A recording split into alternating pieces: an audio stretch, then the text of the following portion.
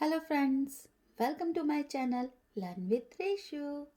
आपका मेरे channel learn with Reshu में स्वागत है। Welcome back to my channel. आज तक आपने मुझे मेरे वीडियोस को जो यूट्यूब में मैं अपलोड करती हूँ उसमें आपने मेरी फ़ोटोज़ को देखा है, लेकिन मैंने सोचा क्यों ना मैं फ़ेस टू फेस आऊँ आप सबके सामने, और इसीलिए मैं ये वीडियो बना रही हूँ। तो आज का टॉपिक है, मतलब अभी तक मैंने सिर्फ आपको ये सिखाया है कि जावा में कैसे प्रोग्रामिंग करते हैं, क्या कोर जावा के कॉन्सेप्ट्स हैं, क्या ऊप के कॉन्सेप्ट्स हैं, क्या स्प्रिंग फ्रेमवर्क कैसे काम करता है, एचटीएमएल के बारे में मैंने आपको बताया।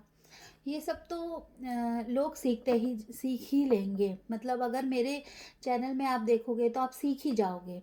लेकिन बेसिकली इन सब की ज़रूरत, मतलब इनको सीखने के बाद एग्जैक्टली जॉब कैसे मिलती है, ये सबका बहुत इम्पॉर्टेंट टॉपिक है। क्योंकि लोगों को बहुत अच्छी प्रोग्रामिंग भी आती है कभी कभी, लेकिन उन्हें जॉब नहीं मिलती। तो जॉब कैसे पाएं? देखिए, मैं यहाँ पर स्वीडन में जॉब करती हूँ एज ए सॉफ्टवेयर डेवलपर।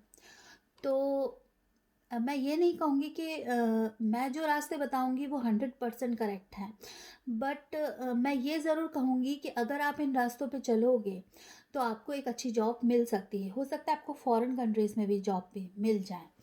तो कई केसेस में ये एप्लीकेबल है, अगर आप फॉलो करोगे तो शायद आपको मिल जाए। लेकिन मैं एक डिस्क्लेमर देना चाहती हूँ कि ऐसा कुछ नहीं है कि सब अ, मतलब मैं कोई मेरी ओपिनियन ही करेक्ट है, ऐसा मैं नहीं कहना चाहती। कई कई केसेस में ना भी हो करेक्ट।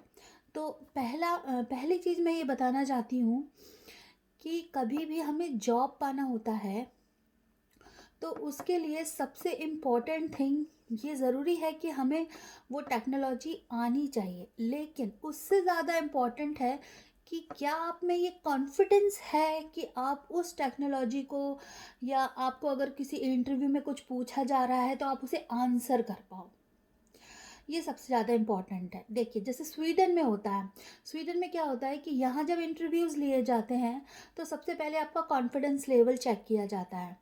आप कितने ही इंटेलिजेंट हों, लेकिन अगर आप इंटरव्यू में इंटरव्यूअर के सामने अच्छे से एक्सप्लेन नहीं कर पा रहे हैं, या आपके बॉडी लैंग्वेज जो है उनमें उसमें कॉन्फिडेंस नहीं दिख रहा है, तो शायद वो आपको पहले ही राउंड में अलग कर देंगे। यहाँ कई सारे राउंड्स होते हैं। जैसे कि पहला राउंड तो सिंपल नॉर्मल इंटरव्यू होता है। उसके बाद मतलब फर्स्ट इंटरव्यू, फिर उसके बाद सेकंड इंटरव्यू में टेक्निकल इंटरव्यू होता है। फिर उसके अगर वो फेज़ कंप्लीट हो जाती है तो फिर एक टेस्ट मिलता है। जब उस टेस्ट को, जो कि टेक्नोलॉजिकल टेस्ट होता है, उस कंपनी का अपना खुद का कोई मतलब खुद का कोई ऑब्जेक्टिव हो, जैसे जो कंपनी जिस बेस पे काम करती है उसका कोई ऑब्जेक्टिव हो, उस टाइप का कोई टेस्ट होता है।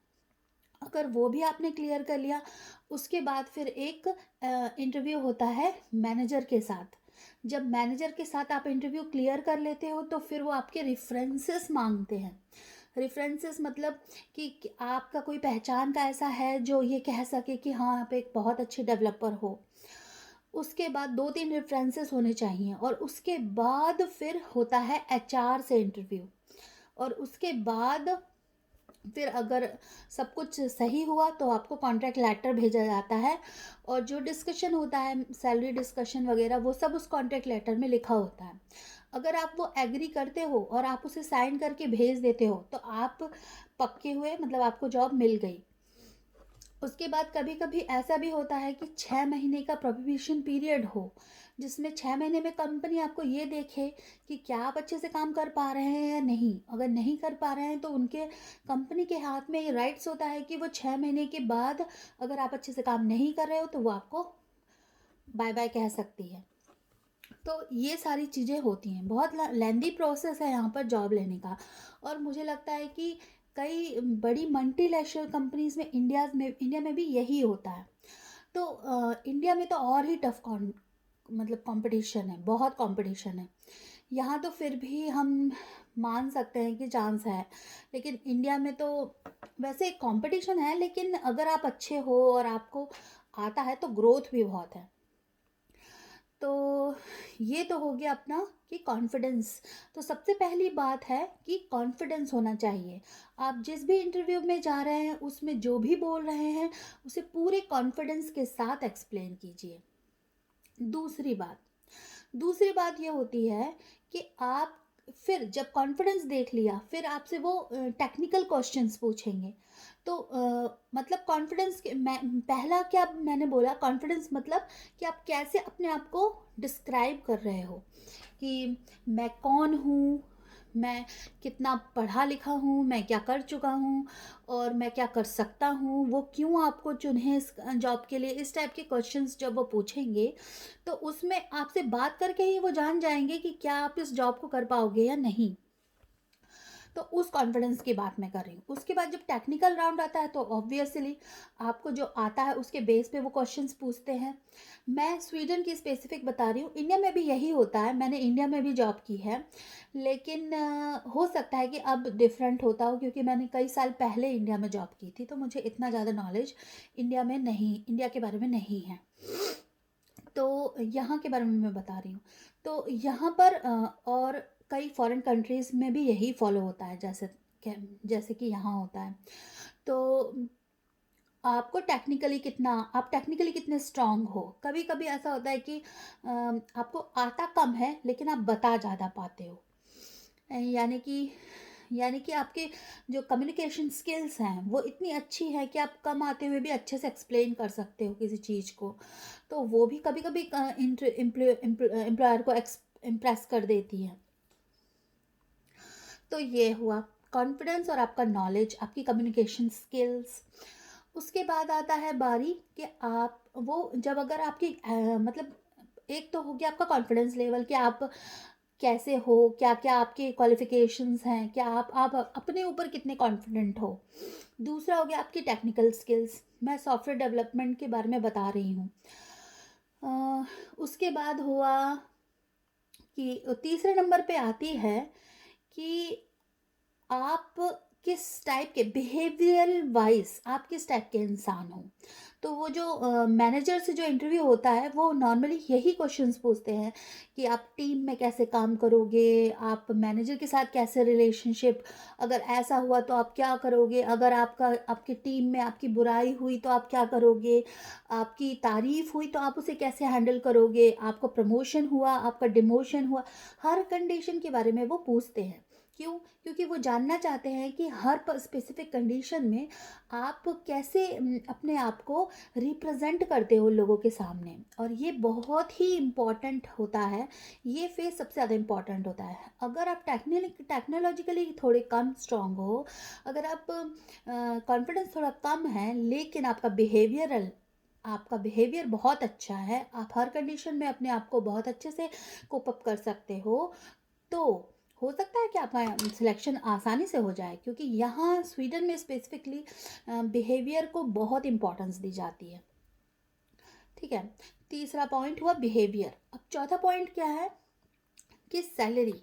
तो जब वो आपसे सैलरी की मांग करते हैं, मतलब पूछते हैं कि आप कितनी सैलरी लोगे, तो उसमें कभी कभी वो ये देखते हैं कि कहीं आप मतलब ग्रीडी तो नहीं हो, लालची तो नहीं हो, कहीं आप ज़्यादा मतलब ज़्यादा पैसे कमाने के चक्कर में एक जॉब छोड़ के दूसरी जॉब, मतलब इस टाइप की चीज़ें पूछते हैं कि आप कितना लोगे। तो मैं तो यही एडवाइस दूंगी कि जैसे अगर आप न्यू कमर हो और आपको चांस मिल रहा है, तो आप पैसों के पीछे मत भागो।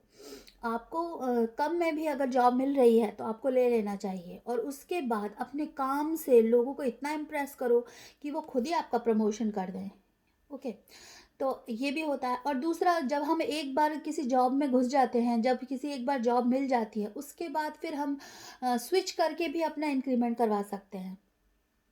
तो ये भी एक तरीका है। लेकिन सबसे इम्पॉर्टेंट होता है जॉब को हासिल करना, और जॉब एक बार मिल जाती है, उसके बाद हमारा लाइफ सिंपल। लेकिन जब तक जॉब नहीं मिलती, तब तक सब कुछ डिफ़िकल्ट। तो इसीलिए मैं ये एडवाइस दूंगी कि अगर आपको कोई ऐसा ऑफ़र आता है जॉब का, तो आप उस जॉब को पहले निगोशिएट करके देख लीजिए अगर होता है तो। लेकिन इतना ज़्यादा मत कीजिए कि आपकी जॉब ही छिन जाए। ठीक है। तो नेगोशिएशन मेरे हिसाब से कम होना चाहिए, ज़्यादा नहीं करना चाहिए, क्योंकि एम्प्लॉयर ये ज़रूर देखता है कि इंसान काम के प्रति ज़्यादा फोकस्ड है या पैसों के प्रति, क्योंकि जब अगर वो ज़्यादा पैसों के प्रति फोकस्ड होगा तो जाहिर सी बात है कि कोई और अच्छी अपॉर्चुनिटी मिलने पर वो ये कंपनी भी छोड़ देगा। तो एक क्वेश्चन ज़रूर पूछते हैं एम्प्लॉयर्स। हाँ, मैं आपको ये और बताना चाहती हूँ कि पांचवा पॉइंट ये है कि एक क्वेश्चन ज़रूर पूछते हैं कि आप अपने आप को 5 साल बाद किस स्टेज पे देखना चाहोगे। इसका आप क्या आंसर देते हैं, उस बेस पे वो जज कर लेते हैं कि क्या आप 5 साल तक उस कंपनी में टिकोगे भी या नहीं। तो इसीलिए इस क्वेश्चन का आंसर बहुत ही सोच समझ के देना चाहिए। तो ये तो हो गए 5 पॉइंट्स कि आपको क्या क्या करना चाहिए जब आपका कॉन्ट्रैक्ट साइन, क्योंकि जाहिर सी बात है अगर आप इन 5 पॉइंट्स को अच्छे से फेस कर लोगे तो आपका कॉन्ट्रैक्ट हाथ में आ जाएगा। लेकिन कॉन्ट्रैक्ट हाथ में आने के बाद सबसे अच्छी मतलब सबसे टफ सिचुएशन आती है कि आप उस चीज़ को कंटिन्यू कैसे करते हो। कंटिन्यूएशन के लिए मैं बस इतना ही आपको सजेस्ट करूँगी कि कभी अपने बॉस से चीटिंग मत करो, कभी कोई गलत काम मत करो, अपना काम टाइम पे करके दो। कोई आपको काम देता है तो उसे टाइम टाइम पे करके दो, या टाइम से पहले भी कर सकते हो, लेकिन लेट मत करो।